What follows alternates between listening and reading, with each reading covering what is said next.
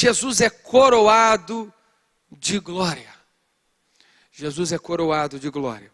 O autor aos Hebreus diz, a partir do verso 5. Abriu aí, irmãos? Irmãs. Irmãos. Está depois de Filemon. Diz assim: pois não foi a anjos que Deus sujeitou ao mundo, que há de vir, sobre o qual estamos falando. Pelo contrário, alguém em certo lugar deu testemunho dizendo: quem é o homem que dele te lembres? Ou o filho do homem que o visites? Fizeste-os por um pouco menor do que anjos, e de glória e de honra o coroastes. Somente até aqui. Oremos ao Senhor. Pai, nós queremos agradecer ao Senhor pelo privilégio que temos de pregar e ouvir a sua palavra. Tudo o que precisamos, Deus, é da tua santa revelação. Ela que foi inspirada plenamente pelo Senhor ao nosso coração, para o propósito de nos corrigir, admoestar, alinhar o nosso coração, pela instrução que precisamos na boa e sã doutrina. Tudo o que precisamos está nas sagradas letras. Não queremos deixar de viver nenhuma vírgula e não queremos viver nenhum tio que não esteja dentro dela. Pai, somente as Escrituras, somente Cristo, somente a fé, somente a graça, somente a Deus toda a glória. É o que te pedimos em nome do Pai, do Filho e do Espírito Santo de Deus. Irmãos, eu confesso que sermões como esses não são sermões fáceis de pregar e muito menos de ouvir.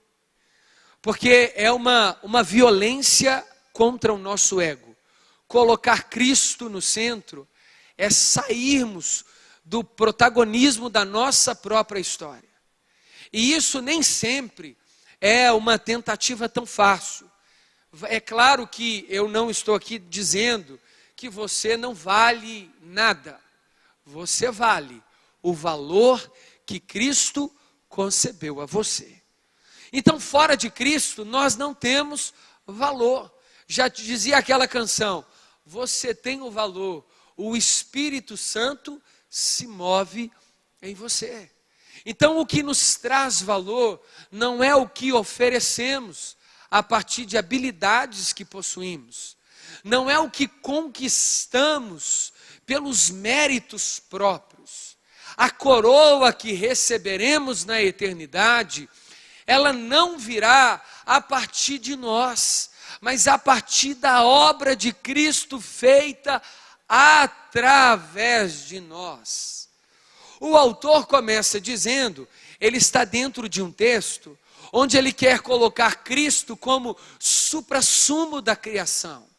Ele tira o pedestal do hedonismo, do ego, do homem e coloca o altar de Cristo na criação.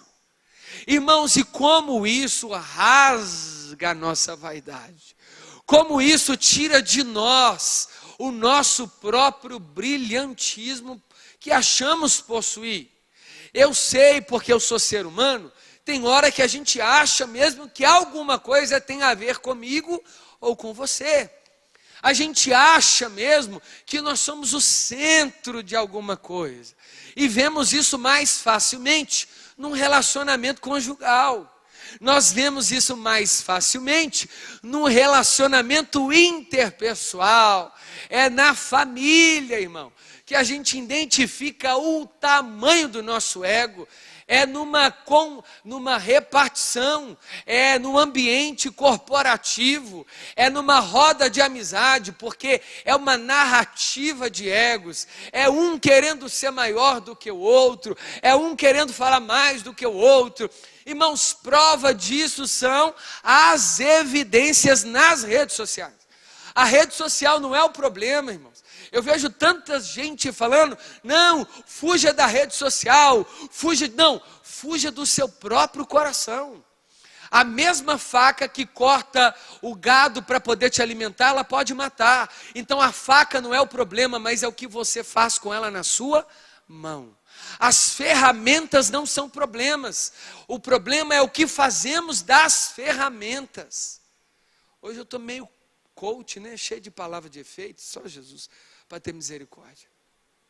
Então o que a gente precisa entender, irmãos?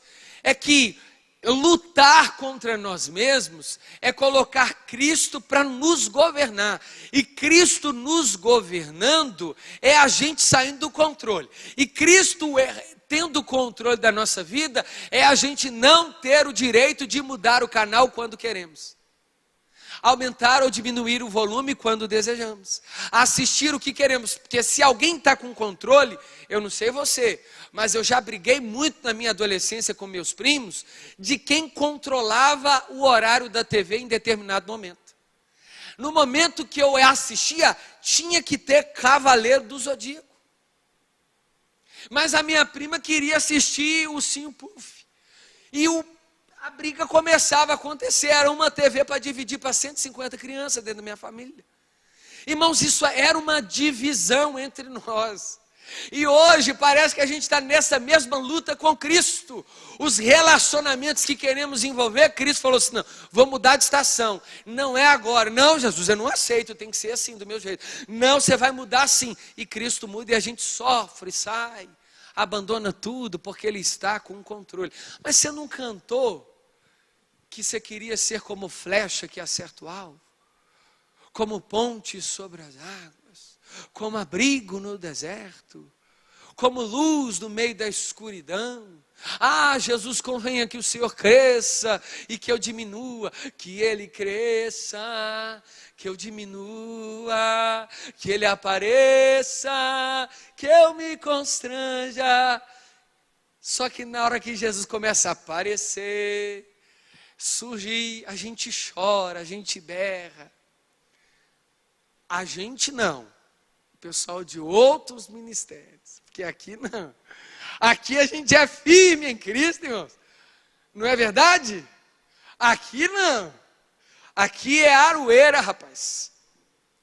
Pois não foi a anjos que Deus sujeitou o mundo que há de vir, sobre o qual estamos falando. O que o autor aos Hebreus está falando? É que Cristo sujeitou toda a criação ao homem. Mas o homem que está em Cristo. Porque o homem só pode entender o poder de governo e senhorio se Cristo for o cabeça dele. É por isso que em outra passagem, 1 Coríntios capítulo 11, ele disse que o homem é o cabeça da mulher, a mulher, ela é sendo direcionada pelo homem, não como o homem maior do que a mulher, não, porque ele começa o texto dizendo, Cristo é o cabeça da igreja. Se o homem estiver em Cristo, e se a mulher for governada pelo homem, governo aqui, irmãos, não é no sentido de majoritariamente, hierarquicamente, não. É de direção. Porque se o homem é um com Cristo, a mulher que repete o que o homem faz, no casamento, ela também estará sendo imagem de Cristo. Porque ele diz que Deus fez primeiramente o homem e depois a mulher. E no final ele diz, se vocês não entenderem se tem maior ou menor, o homem foi feito primeiro. Mas depois que Deus fez a mulher, todo homem nasce também da mulher. Então não tem maior ou menor. O que tem são papéis distintos na sociedade como na Trindade. O Pai tem uma missão, o Filho tem uma missão e o Espírito tem outra missão e ao mesmo tempo eles são um único Deus. Então o que o autor aos Hebreus quer dizer agora? Ele está falando da glória, da vida eterna. Pois não foi a anjos que Deus sujeitou o mundo que há de vir. Ou seja, quando Deus criou o mundo, Ele não criou o mundo para os anjos. Ele criou o mundo para os homens. E Ele não criou o mundo, irmãos, para Ele habitar. Deus não precisa de lugar para habitar. Deus habita em todos os lugares. São os lugares que são habitados pela Shekinah de Deus, pela presença de Deus. Então o autor quer nos ensinar que quando Deus fez o mundo, e cuidado para entender isso, Ele sujeitou a criação a Cristo, e o homem que está com Cristo também tem a criação como sujeita a Ele. Se a gente vê lá em Gênesis, a gente vai ver no Salmo também 86, que os animais e tudo que existe está sujeito ao governo do homem. Are a terra, cuide a terra, cultive. Romanos capítulo 8, a criação aguarda ansiosamente a manifestação dos filhos de Deus, porque ela está em cativeiro. Só que o problema são os extremos. O homem, por ter recebido essa dádiva de Deus, em algum momento, ele começa a achar que ele é de fato o suprassumo da criação. Que tudo conspira em seu umbigo. Tudo tem que orbitar em sua volta. Se não for do meu jeito, ainda bem que você não conhece gente assim. Se não for do meu jeito, não faço. Se não for a minha última palavra, não está dizido. Irmãos, isso é muito sério, porque o autor aos Hebreus está mostrando, olha, a dádiva de Deus ao homem. Ele confiou a criação e tudo ao Filho, e ao mesmo tempo aqueles que estão no Filho também podem desfrutar dessa bondade de Deus, do homem governar as coisas. E ele diz assim, sobre o mundo que há de vir, sobre o qual estamos falando. Pelo contrário, alguém em certo lugar deu testemunho dizendo, Salmos 8, do 4 ao 6, vou ler para vocês rapidinho. Salmos 8, olha o que o salmista diz acerca disso. Eu vou ler o primeiro. O Senhor, o nosso Senhor, é magnífico. Salmos 8. O teu nome em toda a terra, pois puseste nos céus a tua majestade. Da boca de pequeninos e crianças de peito, suscitastes força, por causa dos teus adversários, para fazeres emudecer o inimigo e o vingador. Verso 3. Quando contemplo os teus céus, obra dos teus dedos, e a lua e as estrelas que ele estabeleceu, ou seja, toda a criação é a criação de Deus. É para a glória de Deus, para o louvor do nosso Deus. Só que no verso 4 ele disse, quem é o homem para que dele te lembres? E o filho do homem para que o visites? Fizeste-os, no entanto, por um pouco menor do que Deus, e de glória e honra coroastes. Ao mesmo tempo que Deus faz uma criação tão linda como essa, o próprio salmista Davi fica embasbacado de cara. Porque mesmo Deus tendo criado tudo, ele faz uma pergunta, Deus, o que nós somos para o Senhor ter feito isso também para a gente desfrutar? Ele foi tomado de uma compaixão, de êxtase, de reconhecimento, que ele mesmo faz uma pergunta, Deus, o que eu sou para o Senhor me colocar aonde o Senhor me colocou?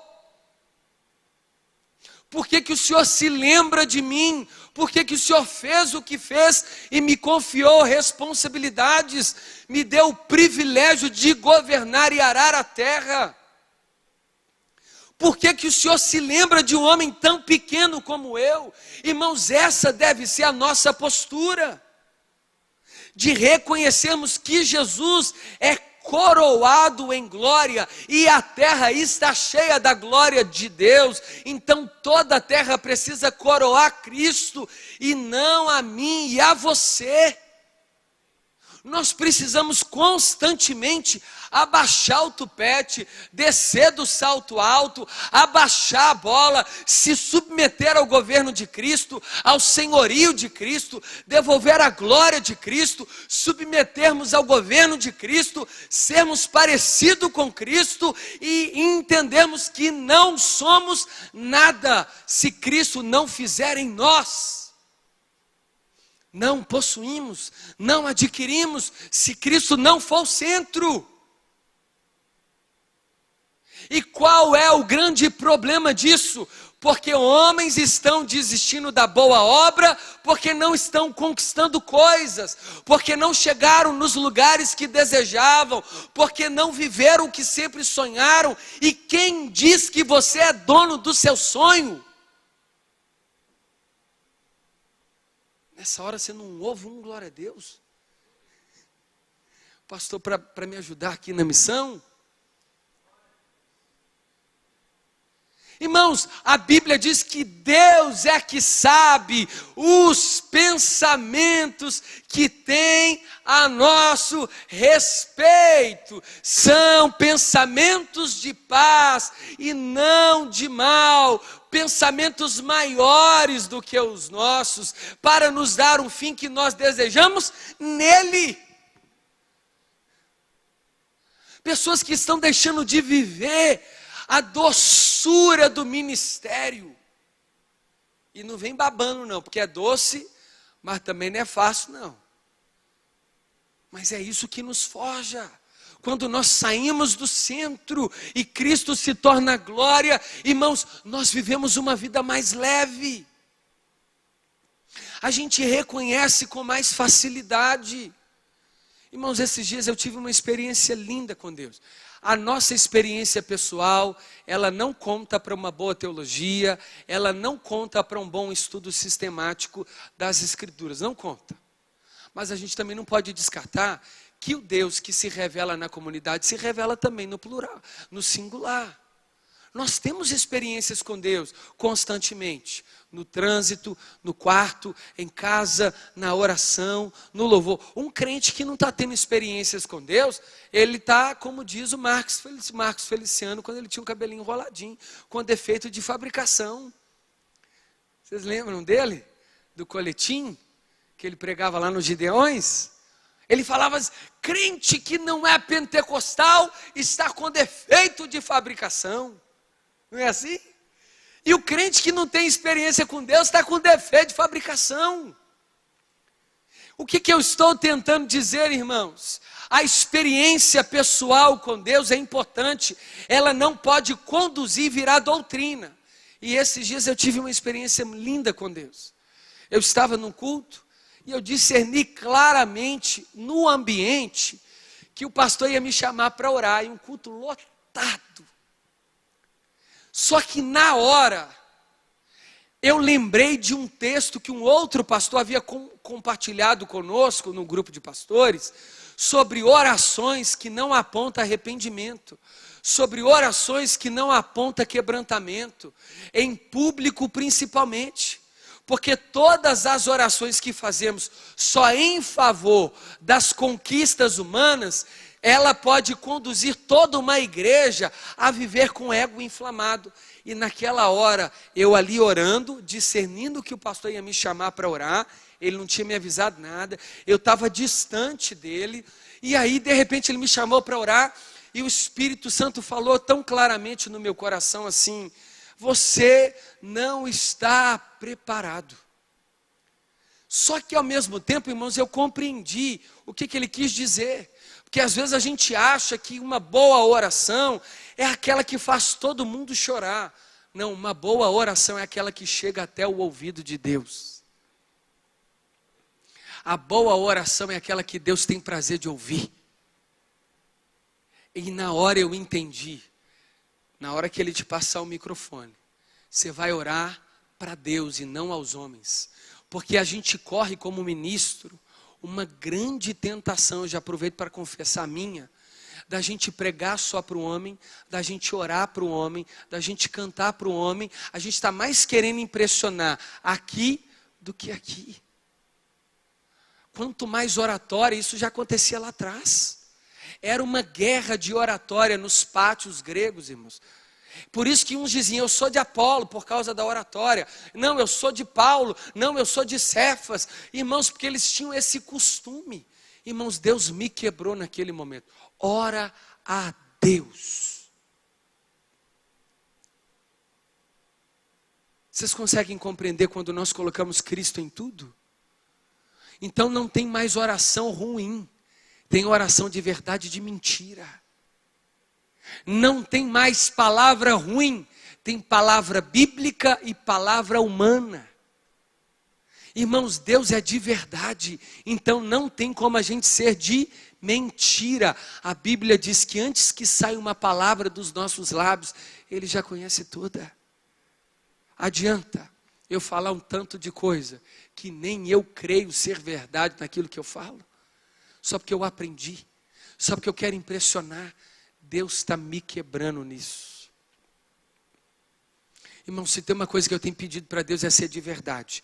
E para isso eu tenho que coroar Cristo na minha vida. Eu tenho que sair de cena para Ele aparecer. E toda vez que eu apareço, Ele some. E toda vez que Ele aparece, eu sumo. Por isso que o apóstolo Paulo disse, a tua graça me basta. Porque o seu poder se aperfeiçoa na minha fraqueza. Quando eu sou fraco, é aí que eu estou sendo forte. É melhor, o apóstolo Pedro também disse, é melhor agradar a Deus do que aos homens. E é isso que o autor quer tentar, não de forma literal sobre essa aplicação, mas pegando uma parte dessa aplicação para a nossa vida diária. Irmãos, nós precisamos colocar Cristo no centro, que aí a gente vai ficar menos envergonhado para fazer as coisas. Varão ora, varão prega, não, tem vergonha. Mas de pecar ninguém sente vergonha, né? De ir para os cabaré da vida, ninguém sente vergonha, né? De usar umas roupas atoladas no corpo, ninguém sente vergonha, né? Irmão, triste isso.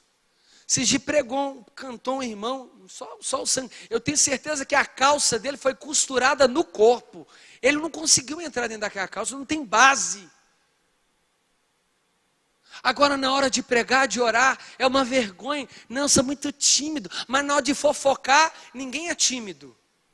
De falar mal dos outros, ninguém é tímido. Sabe por que a gente tem timidez e vergonha? Não é com medo de não falar para Deus, não. É com medo de não agradar homens. Por isso que temos timidez e vergonha. Porque estamos pensando, o que fulano vai pensar? Não, vai que eu uso uma palavra errada. Vai que eu conjugo um verbo errado. Vai que não é bíblico o que eu falo. Irmãos, Deus olha o coração da gente.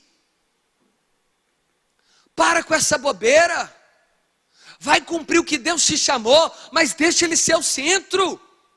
Você está aí com o ministério parado até hoje, Deus te chamando, Deus querendo te usar. Ah, não, mas Deus não parece uma máquina de lavar a véia, murmurando. Firma o toco, varão.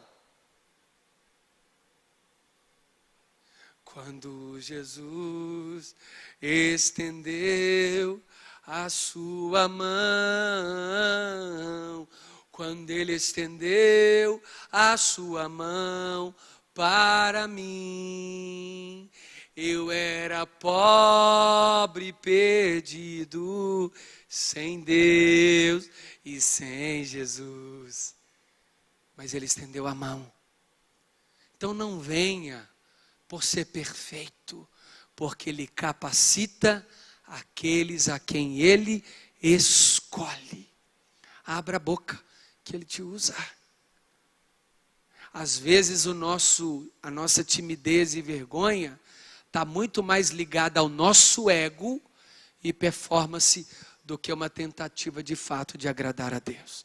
Isso também não quer dizer que você vai fazer relaxadamente a obra, porque a Bíblia diz que o zelo da casa do Senhor consome ele, ou seja, Ele tem prazer em quem tem zelo, em quem tem cuidado, em dar o melhor para Ele. Foi chamado para pregar? Estuda. Foi chamado para orar? Tema. foi chamado para fazer a obra, vá na dependência. Prega, anuncie, proclame. Que aspas, né? Que parêntese grande aqui da aplicação. Voltando. 6. Pelo contrário, alguém em certo lugar nós lemos, que é o homem para que ele te lembres, e o filho do homem para que o visites. O que nós somos para merecer a salvação, irmãos? Então a gente merece. Quando o Popó ganhou lá do Whindersson Nunes, quem que ganhou o cinturão? O Popó. Correto? Quando o Schumacher chegava em primeiro, o Alonso chega em primeiro, e o Hamilton chega em primeiro. Quando o Brasil foi pentacampeão, quem que recebeu o troféu? Os jogadores e a comissão técnica. Por que a gente então insiste em tomar a coroa que pertence a Cristo, se foi Ele que garantiu a salvação? Eita Jesus! Por que a gente insiste em roubar a glória de Deus? Se foi Ele que conquistou por nós, no madeiro, aquilo que não poderíamos conquistar. O véu que separava, já não separa mais. Não é isso? A luz que outrora apagada, agora brilha, e vai brilhando a cada dia mais. Então é para adorar o nome de Jesus. Vamos colocar Cristo, irmãos, em tudo. Acorda com Cristo na boca e no coração e na mente. Passa o dia com Cristo, dorme com Cristo, levanta no outro dia com Cristo. Seja um cristão, um pequeno Cristo na vida cotidiana. A ponto deles falarem igual falaram com Pedro. Mas você é um deles, né? Você parece, você fala, você se veste, a sua postura é como de um cristão. Hoje em dia, se você falar que é cristão, a pessoa olha assim: crente? Ué, rapaz, parece não. Eu não sei se isso é bom ou se isso é ruim. Eu acho que é ruim. A pessoa não te identificar como um cristão. Não estou falando pela roupa, não. Eu estou falando pelo olhar. Eu estou falando pela postura, pela educação, pela simplicidade, pelos valores. Hoje você não consegue identificar um crente numa fila de banco, que às vezes é o que mais murmura. Você não consegue identificar um crente no trabalho, que é o que come o horário que ele deveria trabalhar, fica no WhatsApp, não dá bom testemunho, usa a internet do patrão para ficar pagando conta pessoal e assistindo videozinho. Crente de outras igrejas. Lagoinha não tem isso não. Ainda bem. Vocês entendem? É o pior a dar mau testemunho. Compra e não paga. Não tem crédito na praça. O nome está mais sujo do que se tivesse rolado, né, na lama. Em todos os aspectos. Devendo Deus e o mundo. E não quer pagar não. E tá que compra a brusinha. É, irmãos. Tiramos Cristo do centro da nossa vida. Porque se a gente não consegue controlar uma vida financeira, nós vamos controlar o quê? Uma coisa é passarmos por um momento difícil. Outra coisa é estar devendo a mesma pessoa 100 anos e ainda dar a volta no quarteirão e não pagar. O nome disso é mau caratismo. E tá que posta foto nas praias.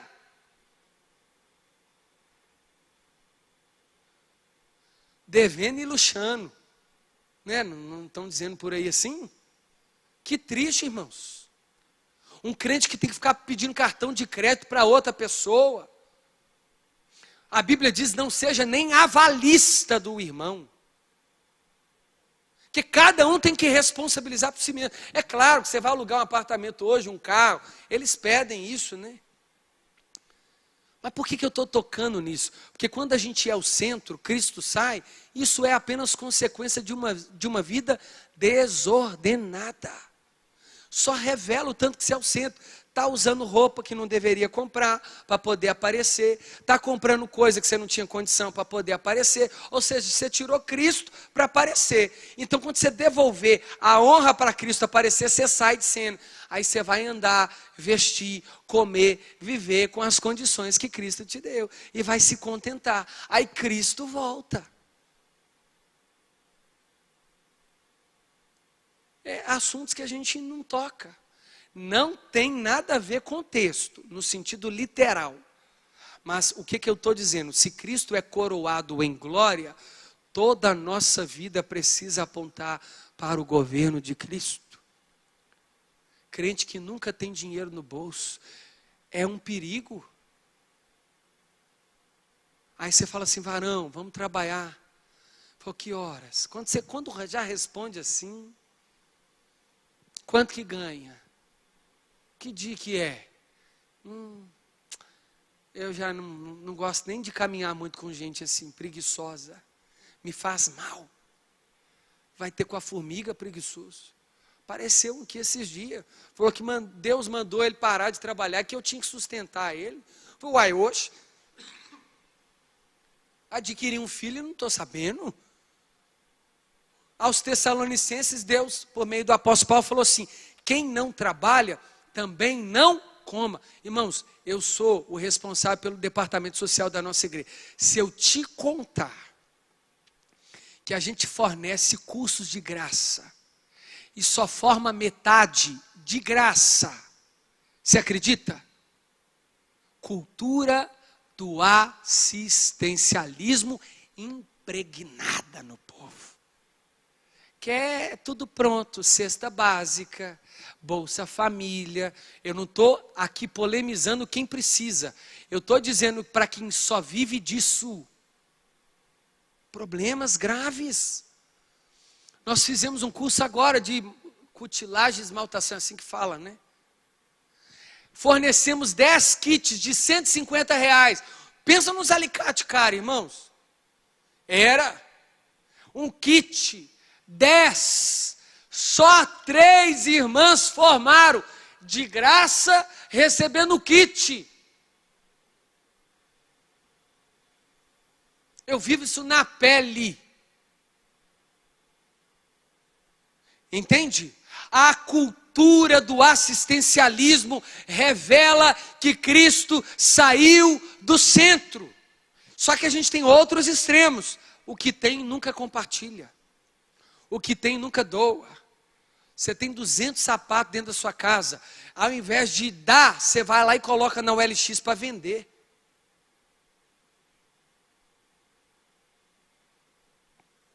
É lógico, né? Você que comprou, é seu. Mas você não tinha nada. Deus te deu tudo. O que te custa compartilhar? É melhor dar do que recebermos. Avareza.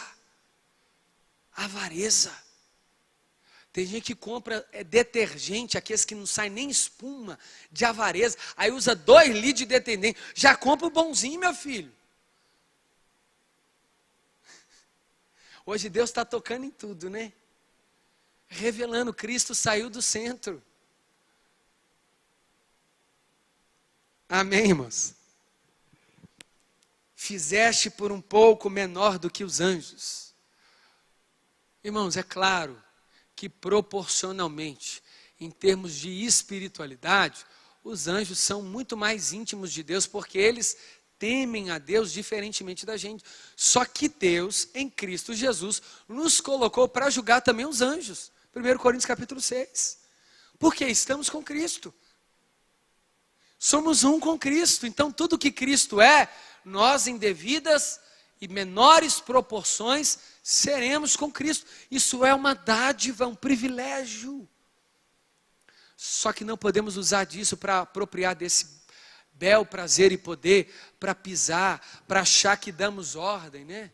Já presenciei cultos que o pastor falava assim, anjo, pega fulano, anjo, leva ciclano para não sei o quê, põe a mão dele na parede, vira um espetáculo. Aí Cristo sai de cena, virou um culto angelical e não culto ao Senhor. Vocês estão aqui, irmãos? Todo cuidado é pouco. Cuidado para não tirar Cristo do centro, em nome da performance. Será que aquele homem estava dizendo realmente que ele tem autoridade? Ou será que ele queria provar o grau de espiritualidade dele a ponto dele dar ordem para os anjos? O que adianta dar ordem para o anjo, mas em casa ser um banana?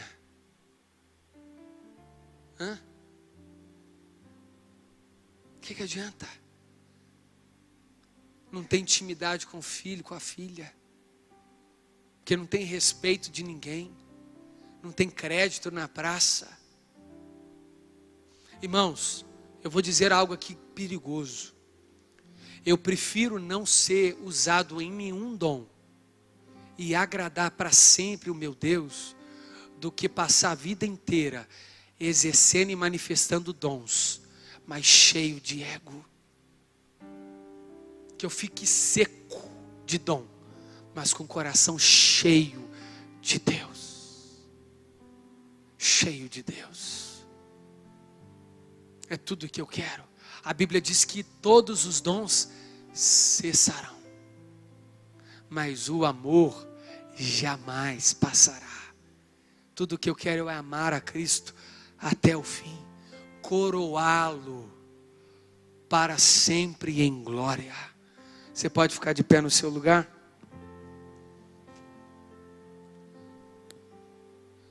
Eu disse que não é uma mensagem fácil de pregar e muito menos de ouvir, porque ela me confronta e te confronta. Quem é esse aí que está me apontando tanto de pecado? O mesmo que também precisa ser apontado dos mesmos pecados é aquele que vos fala. Você acha que ao denunciar esses pecados, eu não carrego os mesmos dentro de mim? Principalmente, como o apóstolo Paulo diz, eu sou o pior dos apóstolos. Ele, Paulo, né? Eu não sou apóstolo, não. Para mim mesmo, apóstolo bom é apóstolo debaixo da terra. Já plantou a igreja, partiu e agora é o povo de Deus, sacerdócio real. Eu só quero ser usado por Cristo, mas agradar a Cristo acima de tudo. Dele me chamar no dia e falar assim: Tiago, eu não quero o que você fez, eu quero quem você foi. Quem você foi, com os talentos que eu te dei. Como é que você exerceu piedade na sua família? Como é que você exerceu misericórdia na sua casa, entre os seus vizinhos? Eu não quero saber onde você pregou, Tiago. Eu não quero saber que aula que você se envolveu, que curso, né? Tiago, eu não quero o seu diploma. Eu quero é o que teve aí dentro, o tempo todo, pulsando no seu coração. Onde que estava a sua motivação em dar aula? Onde que estava a sua motivação em pregar? Onde que estava a sua motivação em cantar, em professar o nome de Jesus? É isso que eu quero saber de você. Sabe por quê? Naqueles dias muitos dirão: Senhor, em teu nome. Senhor, em teu nome eu profetizei, em teu nome eu expulsei demônios, Senhor, em teu nome eu operei milagres, prodígios e maravilhas, em teu nome eu curei. E alguns eles dirão assim: apartai-vos de mim, maldito, eu não vos conheço. Irmão, a pior coisa que um homem e uma mulher pode fazer é chegar diante de Deus cheio de razões e Deus fala assim: não, eu nunca te conheci não. Você fez, mas no seu nome. Por isso que você nunca foi ramo. Você não estava na videira. Não. Você fez para você. Você fez para ganhar like, status, oportunidades. Porque quando eu queria que você pregasse para a senhorinha quando ninguém viu, ou estava vendo, você não pregou. Quando eu te impulsionei a pregar dentro do sacolão, para o cara que estava lá cuidando da maçã, você não pregou. Quando eu te falei para você anunciar dentro do Uber, porque lá não tinha câmera, não tinha foto, não tinha ninguém te vendo, você não falou. Quando eu te falei para ser usado na família, lá no churrasco, você me negou. Então eu não te conheço não. Pregar no púlpito é fácil, irmãos, e todo mundo quer. O negócio é pregar em casa, pregar dentro do elevador, pregar indo para o trabalho, voltando, pregar lá na loteria, só que você não está indo jogar, né? Você está indo pagar a conta, graças a Deus porque você é crente.